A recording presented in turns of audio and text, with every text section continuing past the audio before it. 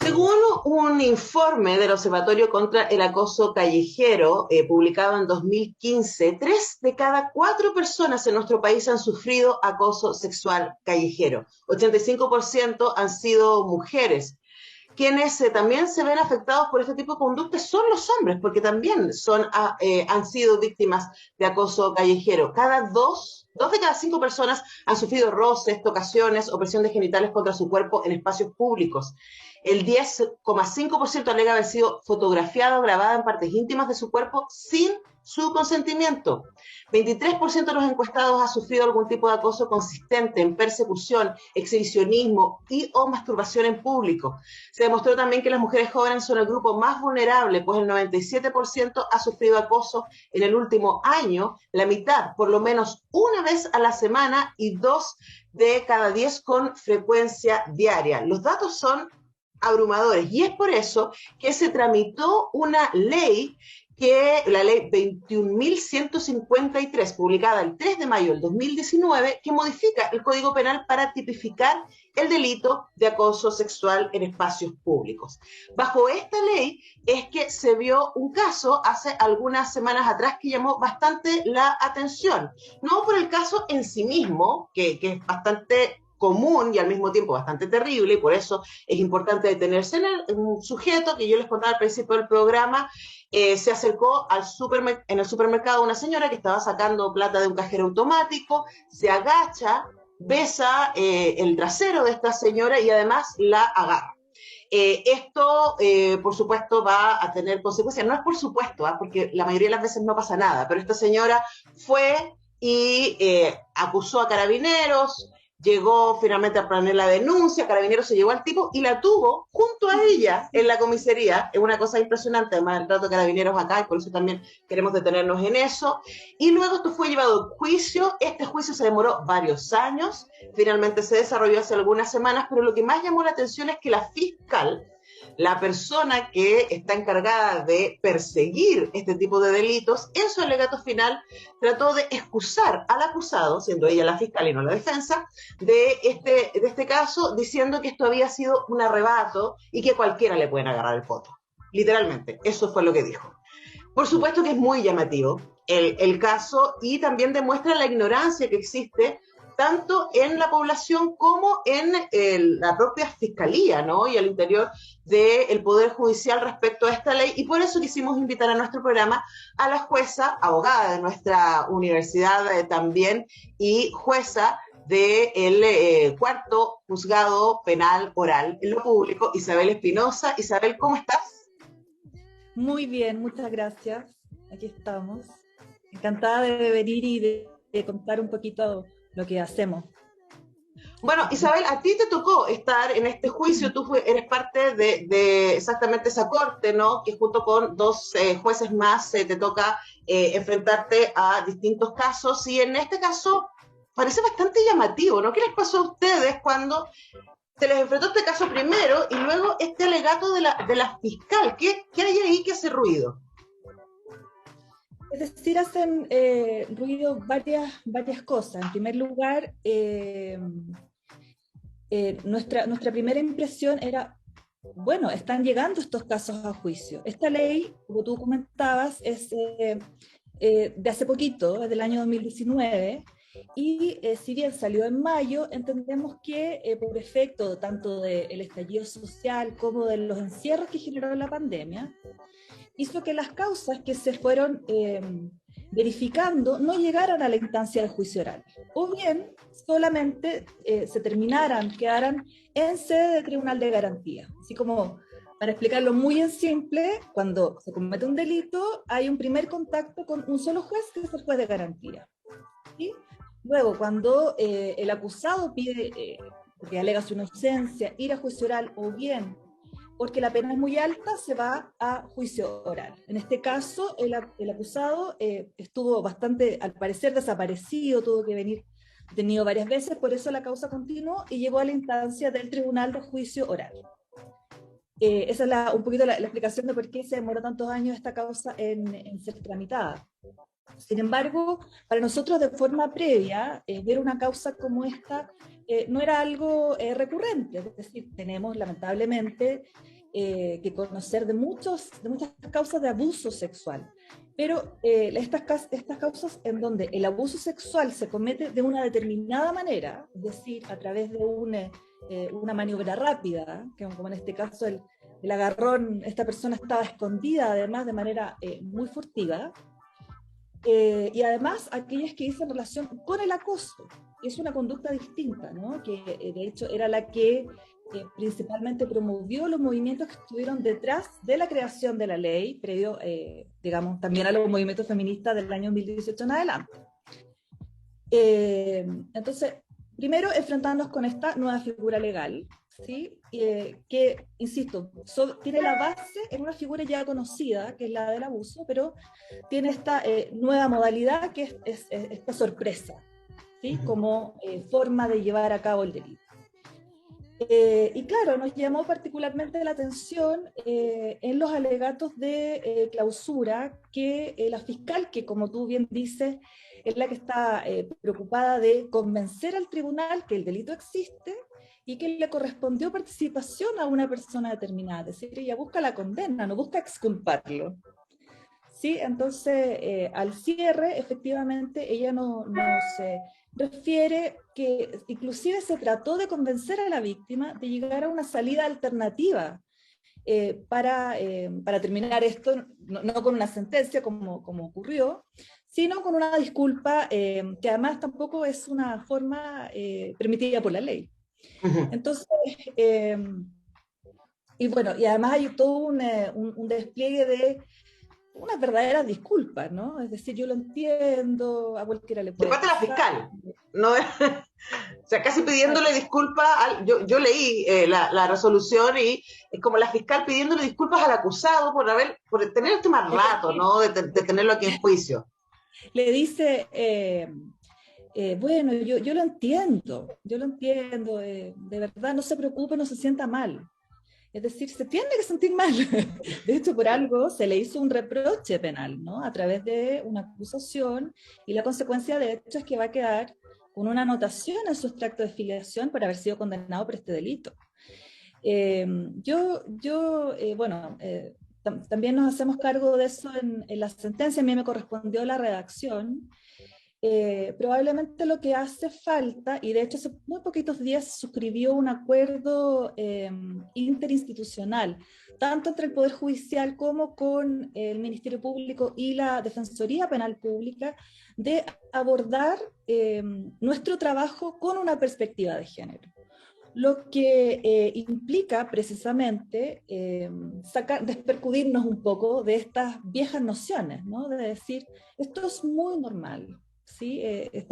Probablemente hace algunos años o décadas, ojalá décadas, pero tristemente ocurre mucho, ¿no? Se tenía súper normalizado que, ojo con andar en la calle a solas, cuidado que en el metro, antes de instaurar una perspectiva de respeto al derecho de transitar libremente, y que esa circunstancia no habilita a otro a disponer de tu propio cuerpo. Es decir, claro, aunque esté en el espacio público.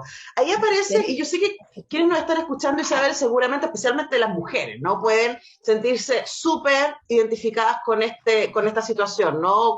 Especialmente en la época de Jumper, yo miraba estas cifras que entregaba el Observatorio del Acoso Callejero, y por supuesto, el hecho de que a uno la agarraran en la micro, o le pusieran el miembro encima en los hombros si uno iba sentado, o la restregaran, era literalmente cosa de todos los días, y estoy segura que quienes nos escuchan pueden perfectamente entender eso. Recuerdo la última vez que a mí me pegaron un agarrón en el metro, y como yo estaba viviendo en Argentina, mi experiencia era muy distinta. Yo, por supuesto, increpé al tipo, no me quedé callada, y mi cabeza, que estaba en modo porteño, esperaba que la gente que estuviera ahí me apoyara, ¿no?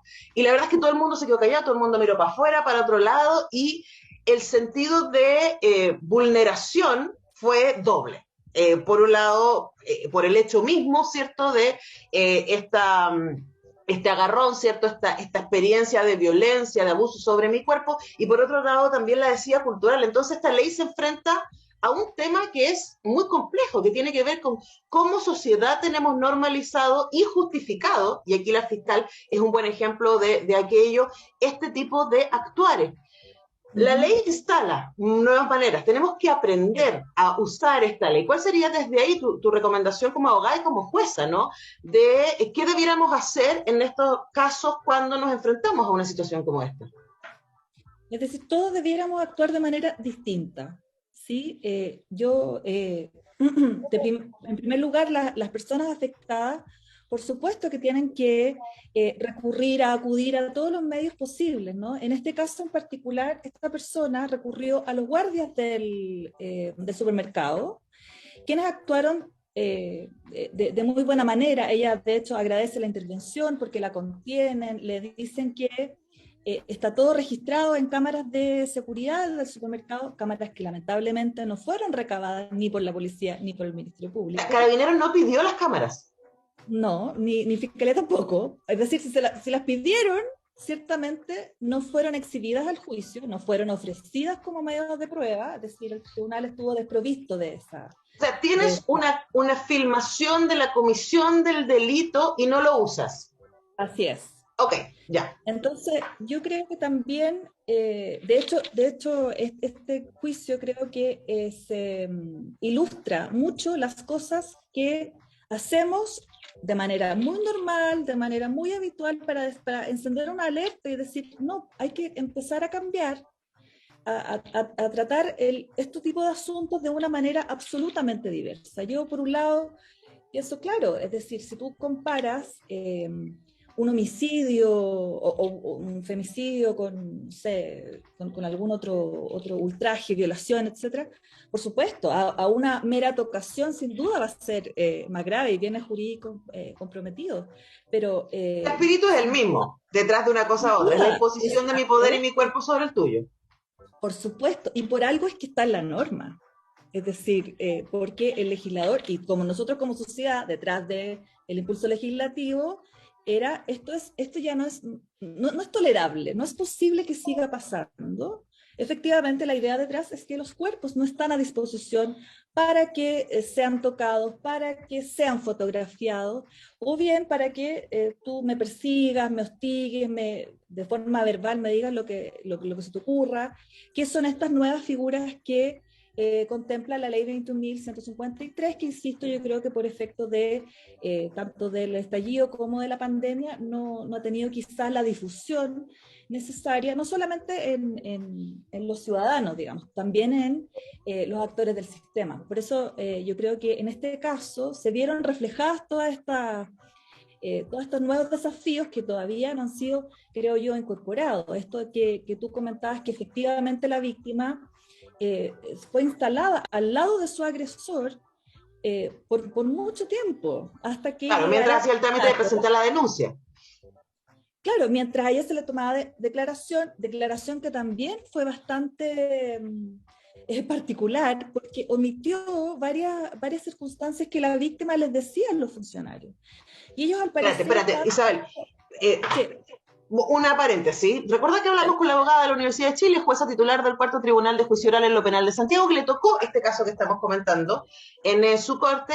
Pero espérate, ¿quién omitió información? O sea, tratemos de imaginarnos la escena.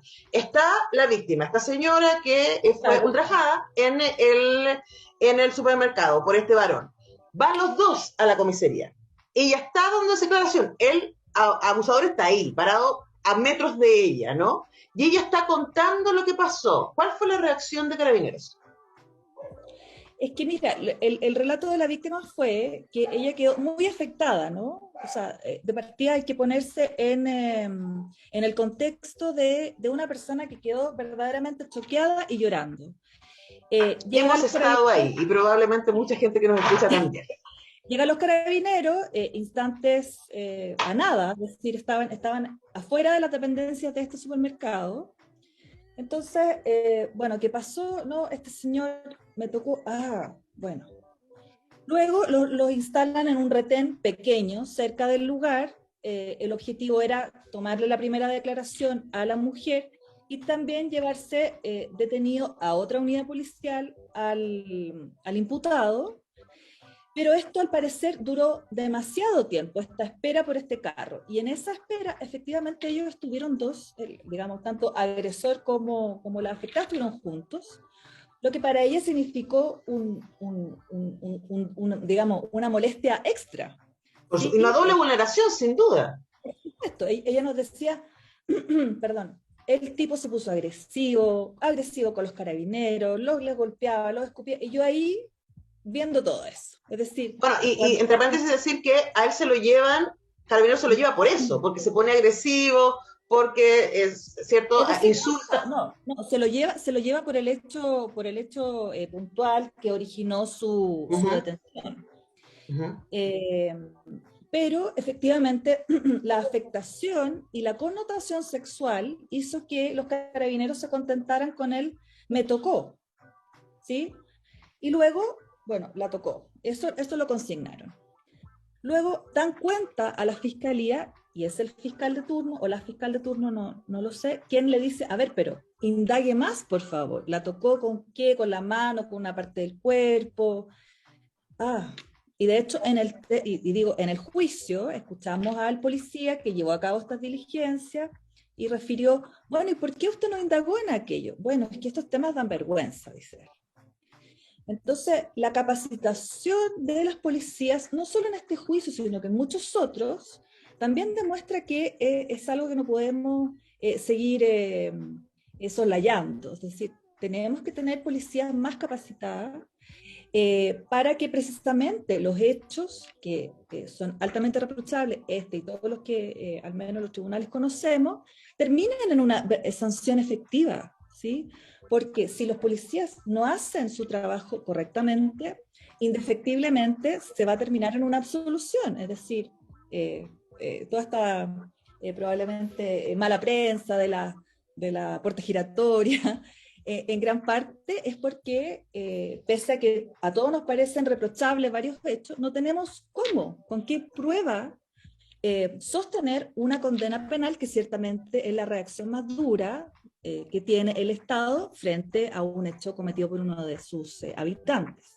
Uh-huh. Entonces, yo te decía que ha sido muy una especie de ejemplo profesor, ¿no? De Uh-huh. cómo deben actuar las policías, cómo deben actuar los fiscales, es decir, por qué tiene que instar a la víctima a dejarlo ahí? No es un tema de interés.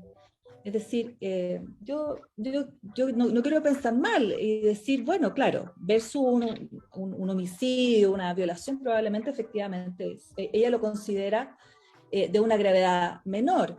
Sin embargo, sigue siendo un delito en el catálogo del Código Penal y la minimización o normalización no es algo que pueda seguir sucediendo, que tiene sin duda bases culturales, ¿no? Por algo solo nos parece reprochable jurídicamente desde el año 2019, pese a que, como tú bien dices, muchas de nosotras fuimos objeto de todo ese tipo de acciones deleznables y el mensaje no era, oye, hay que respetar a las personas, sino, ¿sabes qué? Más bien cuídate, porque era Claro. algo verdaderamente permitido. Ahora, para cerrar, hagamos el camino, ¿no? Hubo movimientos de mujeres, hubo muchísima movilización para que existiera esta ley. Como sociedad, las leyes lo que hacen es traducir los acuerdos sociales que tenemos. Sin Luego, duda. como sociedad, también nos toca hacernos cargo de la parte de la que somos responsables cada uno de nosotros y nosotras frente a aquello. Por eso nos pareció tremendamente relevante hablar de este tema y conocer un poco más en profundidad el desarrollo que existió de este juicio y también la existencia de esta ley que penaliza el acoso en espacios públicos. Isabel Espinosa, abogada de la Universidad de Chile, jueza titular del Cuarto Tribunal de Juicio Oral en lo Penal de Santiago. Muchísimas gracias por tu tiempo, Isabel, y por estar en Radio Universidad de Chile. Gracias por la invitación y feliz. Cuando quieras, venimos a dar cuenta del trabajo de los tribunales. Bueno, vamos a tomarnos de esa oferta. Nosotros tenemos que cerrar el programa, ya son las 10:53. Mañana yo regreso por partida doble, a las 8 voy a estar haciendo Cuestión de Gustos con Andrea Monzón y hablando de este libro increíble que se llama La Maestra Bernarda, una novela sobre las sufragistas chilenas. Y a las 21 estoy con mis compañeros haciendo La República de las Letras. Vamos a estar comentando Las Primas de Aurora Venturini. Que estén muy bien. El lunes a las 10 volvemos con el semáforo. Chao. Abandonarlo por el miedo. La voz en mi